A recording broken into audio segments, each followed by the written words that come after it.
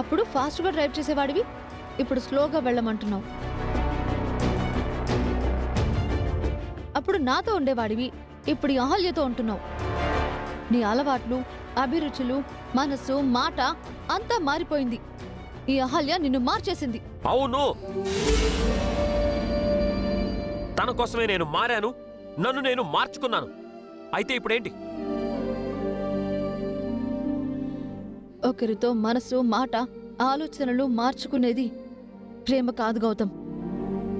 నిన్ను నిన్నులా ఉంచేదే నిజమైన ప్రేమ. అందుకే నేను నాలో ఉన్నాను. నేను మారలేదు, నా ప్రేమ మారలేదు, ఎప్పటికీ మారదు కూడా. పరిస్థితుల్ని బట్టి అన్నీ మారుతాయి, అది నీకే అర్థం కావడం లేదు. మారే వాటితో పాటు మనం మారకపోతే ఉన్న చోటే ఉండిపోతాం. కరెక్ట్ గౌతమ్. నువ్వు తాళి కట్టకుండా వదిలేసిన పెళ్లిపీటల దగ్గరే నేనుండిపోయాను. నువ్వు ముందుకెళ్ళిపోయావు, కానీ నేను అక్కడే ఉంటాను. నువ్వు అక్కడికొచ్చే వరకు ఉంటాను.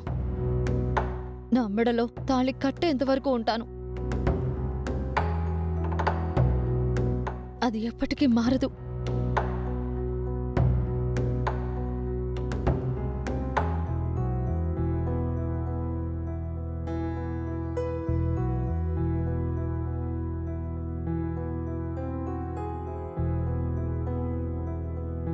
అదితి, ఏమండి? అదితి వెళ్ళిపోతోంది. వెళ్ళనివ్వండి, పదండి మనం సిటీ చూసొద్దాం. లేదండి, అదితి ఒంటరిగా వెళ్తుంది. తనను వదిలేసి మనం ఎక్కడికి వెళ్తాం? తనని ఫాలో అవ్వండి.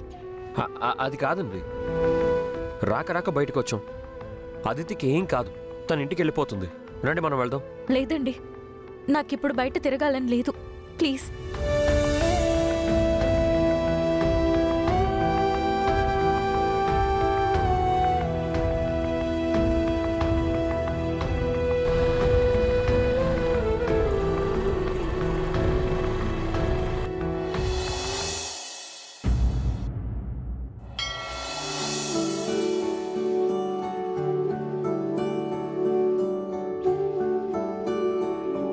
అమ్మా, ఈరోజు సంకల్పసిద్ధి సంకటహరణ రోజు.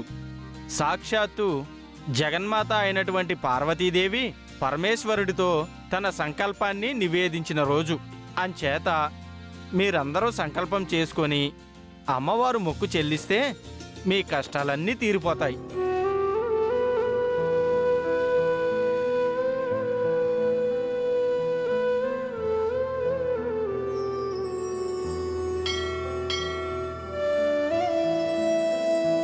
అమ్మా, శ్రావ్య కాపురం నిలబడాలి, అదితి జీవితం చక్కబడాలి, గౌతమ్ గారు ఆనందంగా ఉండాలి. నా వల్ల విడిపోయిన ఆ 2 కుటుంబాలు మళ్ళీ కలవాలి. ఈ బంధనాల నుంచి నన్ను దూరం చేసి వాళ్ళు సంతోషంగా ఉండేటట్టు చూడు.